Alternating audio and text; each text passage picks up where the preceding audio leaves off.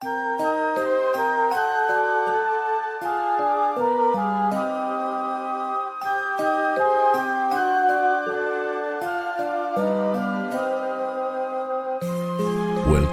to the Literary License Podcast, European Horror Podcast, with your co-hosts Vicky Ray, Will Millar, and Keith Chalgo, exploring the genre from a unique perspective, from extreme to classic, in a world that is set to chill you to the bone.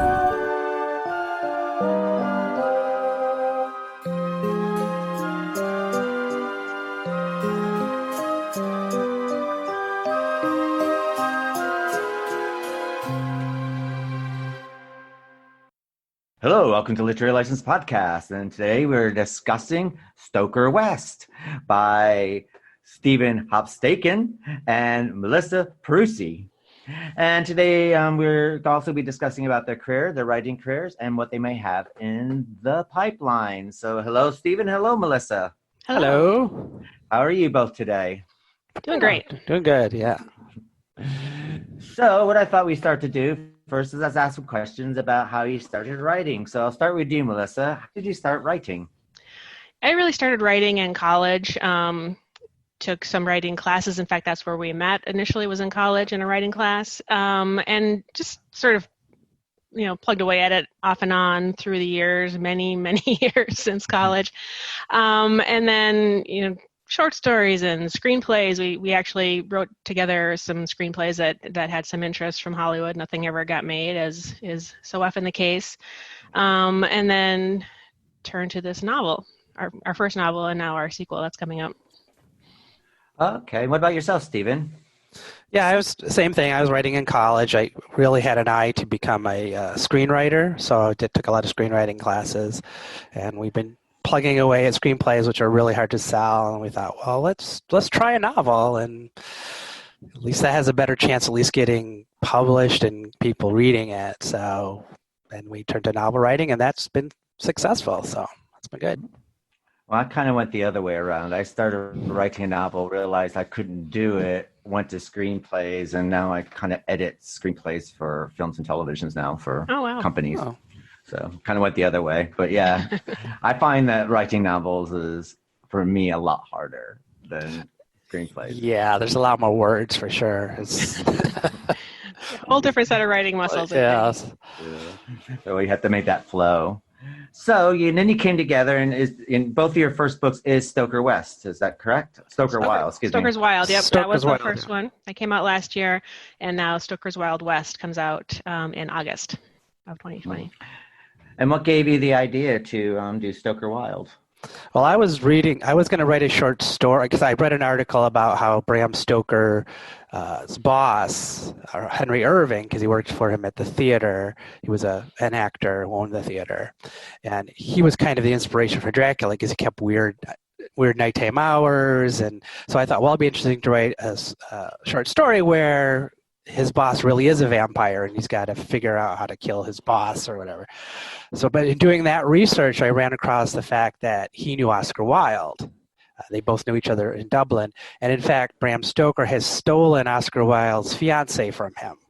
And so the two were kind of at odds at that. So then I said, well, we got to bring Oscar Wilde into this story. And then it became a novel because now we've got Oscar Wilde and Bram Stoker hunting vampires together. And so that's where the idea came from. And what about the format, using the construct that Bram Stoker used for Dracula with letters and diary entries?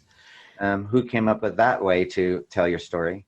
I think the short story that Steve had actually started with was written as a it actually ended up being a chapter in the middle of the book. It was Stoker's childhood housekeeper talking about an event that happened when he was a little kid, and that was just sort of telling the story to somebody. And then after that, it just felt like this kind of epistolary format seemed like the way to go with the novel. Little did we realize how hard that was going to be.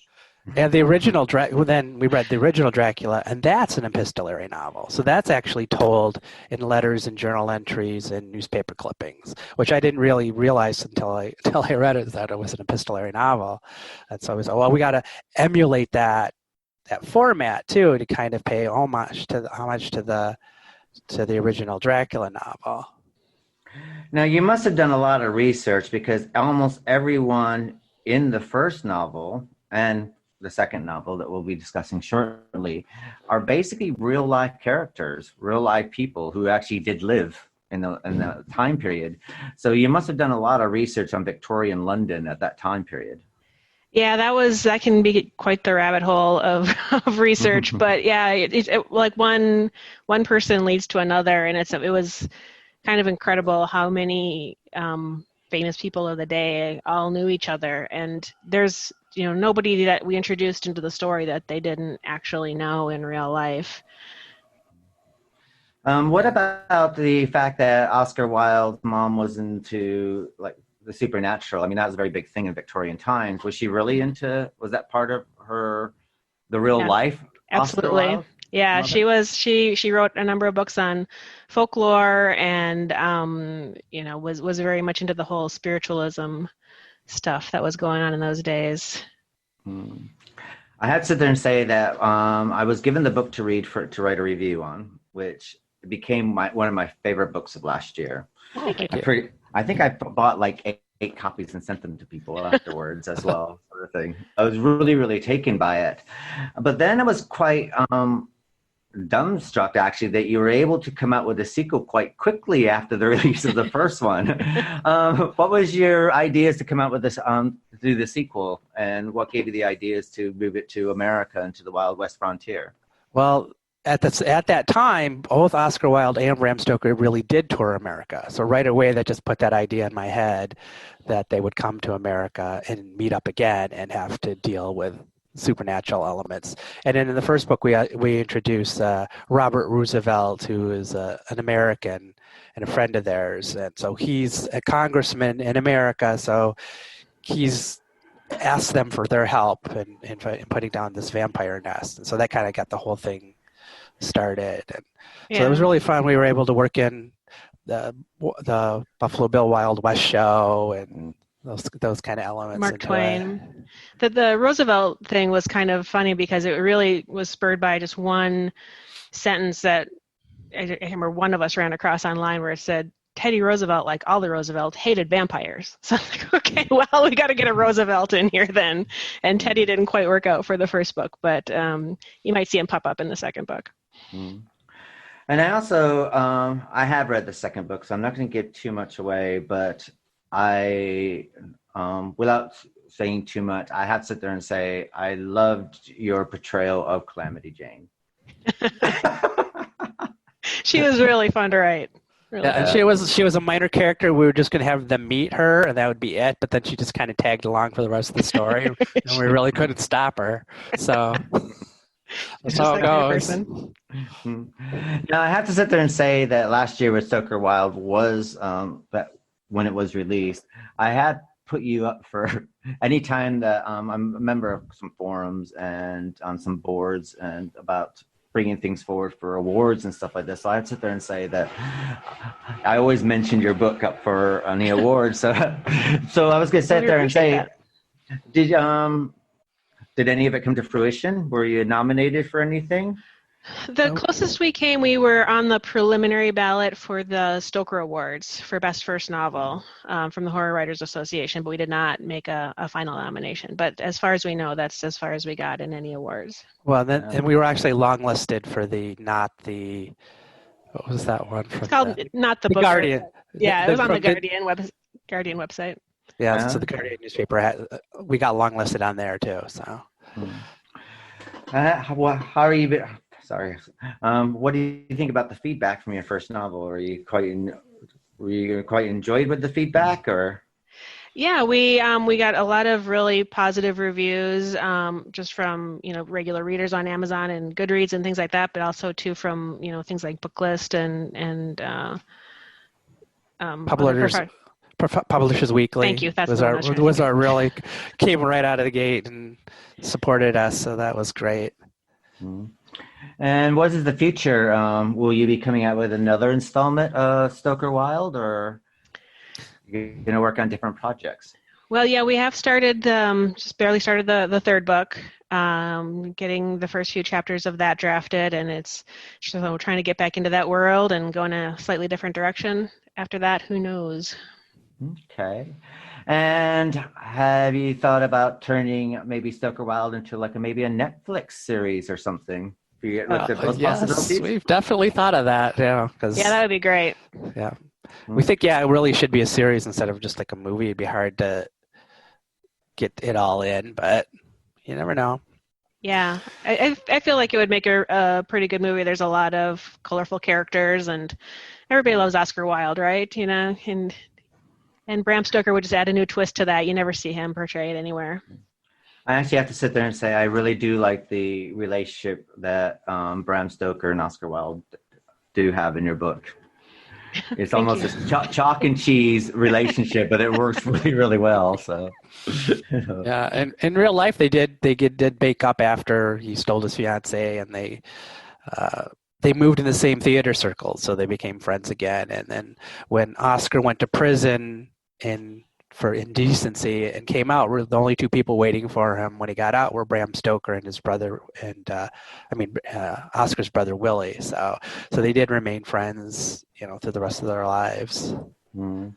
Yeah, I had to sit there and say that when I finished both books, I actually deep dived into Wikipedia and other places to look at these characters and stuff like that. So. Yeah, we tried to stay true to at least sort of the rough timelines of their lives. So like when they both moved to London in the book is when they moved to London in real life. And we kind of had to fudge a little bit in the second book just to make sure they were in the same place at the same time, but nothing too bad. Considering we also have them fighting vampires and monsters, it's probably less of a problem. Now you both live in two different places. So how do you find the writing process? No, we don't really. We live in both. We're married and we live in Minneapolis, but we're in two different rooms right now, so we can talk better. Oh, okay. Sorry, I didn't realize that actually. Sorry. Yeah. Well, that makes life easier, right then? That's right. Or harder, maybe. A lot of people ask how can you even have a writing partner? How does that work? And it really hasn't been a problem for us. We outline together, and then we take turns writing chapters. And if I write a chapter, then she comes behind and rewrites it. And if she writes one, then I rewrite it. And so far, there hasn't been a lot of fights over stuff, a lot of ego in the way or anything. So it's worked out pretty well. Yeah, at this point, like I go back and read stuff from the first book, and I honestly can't remember who wrote it originally. It feels like we both wrote everything.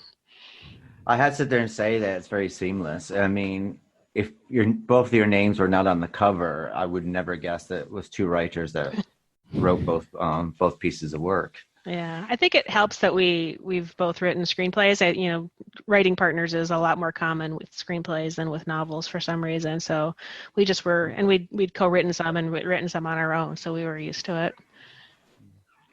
Now, we covered Bram Stoker's Dracula. We do an episode once a month where we read the original book and then watch the film afterwards. And I have to sit there and say that after reading Dracula, which I really, really did enjoy, but I have to sit there and say that your diary entries and the way that you come off it had a better flow than Bram Stoker's Dracula. Well, for a modern ear especially, I think, some of that Victorian prose can get a little long-winded. Well, I remember that the way that I had to read it basically is that there's an audiobook and it has different people reading their own diary entries. So it was kind of done like that. So I found it a little bit easier going through. But when I did start reading it from the beginning, it was kind of like trying to get into it. And I mean, it's a brilliant book. I think everyone should read it. Mm-hmm. But it does have that Victorian prose. Yeah.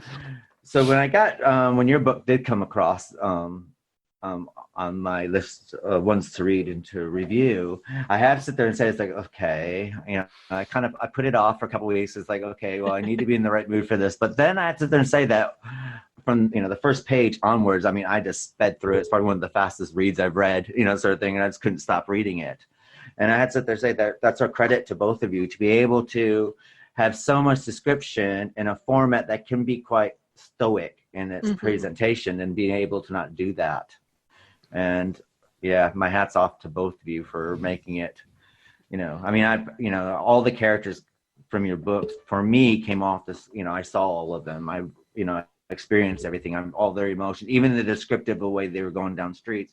But it didn't sound like, it could have been very easily like an overwritten letter saying like, I walked down the street and it was great. But you didn't do that. And I have to say that, yeah, you're both very, very talented. Thank you. Give you that. Yeah, I would say that the epistolary format was a sticking point for some early readers when we were just writing. We brought it through a couple different writing groups, and our first writing group was fine with it, and then the second group, there were some people who were like, I just don't see, I don't want to read this kind of diary entries and letters. That just, it's too hard. It's too unbelievable to think that all this detail would be written down. But then you go back and read some of the actual letters from the era, Oscar Wilde's letters or other people's letters, and they did go into a lot of detail and description when they were, that was how they communicated with people. Was it right? Yeah. It wasn't a simple text on the phone, was it? I mean, yeah. Letter writing. Letter writing was a writing form. It was the best way to communicate back and forth, but it was an art form. Yeah, the way that they wrote letters. I remember reading. Sorry. They had a Victorian version of texting where you would have a kid waiting outside. You'd give him $1 to wait. You'd write a letter. They take it and they would wait for the response and come back with it. And they would do that all day long. And so that they could communicate almost in real time, as fast as a kid could run down to deliver the letter. Can you imagine? And they had nice penmanship as well. I have to give them that. Yeah, I could never do it. No. Well, I have a doctor's handwriting, so I don't think anyone would be able to read what I wrote anyway. Me too. So basically, so you're now working on your third novel. Mm-hmm. When do you think? Are you going to start doing these like a book a year, or are you going to try to slow down? Or the next one probably will not be out until 2022, I think, because we're not even to turn in a draft until February of next year, and then that a lot needs to happen after that. So I think it'll probably be early 2022 when the next one comes up, but we don't have a final date yet. We had, once we were already thinking of ideas for Stoker's Wildewest, even as Stoker's Wilde was coming out. So that one was pretty quick we kind of hit the ground running on that one. And this one we had to stop and really think through the plot a lot more than with Wild West. So it's going to take a little bit longer. But we have a good outline, and I think we're in a good place. One final question. Basically, you're dealing with something that's very, very English in context. And both of you being American, how did you find writing in that kind of because you pull it off? Well, thank you. Yeah, that was, I don't know. I have always watched and read a lot of English movies and novels. Just growing up, my mom was a big Anglophile, so every Masterpiece Theater was on in our house. I just kind of knew a lot of. I felt at least I knew a lot of the rhythms of the language and the stories, and it really helped that we had a British proofreader, so she was able to catch if any Americanisms that slipped in. She was able to pull us back from that. And also time period, trying to just find, did this word exist in Victorian times? So you have to go back and look and do some research and say, can we use that phrase? And we found a lot that we could use. Was surprising. But yeah, so we don't want too much anachronisms popping into it either. Then basically, with your second novel, you kind of have to mix the two idioms from the Americanism and switching back to the English. How was that? We had to point that out to the proofreader a lot to say, this is an American talking, so don't correct. Or Calamity Jane, she's going to keep the spelling because she's not going to know how to spell, and so her letter is going to be written phonetically. So we did kind of flag that for them. Yeah. We watched a lot of Deadwood to kind of get ready for the Calamity Jane parts. No Doorstay then. Yeah, it wasn't the Doorstay version, no. No Deadwood stage. So, well, what I'm going to do is I'm going to let you go so you can enjoy your weekend. But I want to thank you for joining the Literary License Podcast, and to let people know that Stoker West will be out in August. What's the date in August? August 11th. 11th. Thank you. I always forget. It was 13th, and they moved it to the 11th, so that's moved it up. So that's good. Coming up quick. And if you're a member of our newsletter, all the information about how to obtain this book will be in our newsletter, and that'll be sent out in next week, sort of thing. So I want to thank you, Stephen Hopstaken, and thank you, Melissa Prusy, and looking forward to Stoker Wilde West being released on the 11th of August, 2020. Thank you very much. Thanks for having us. Thank you. Bye. Bye.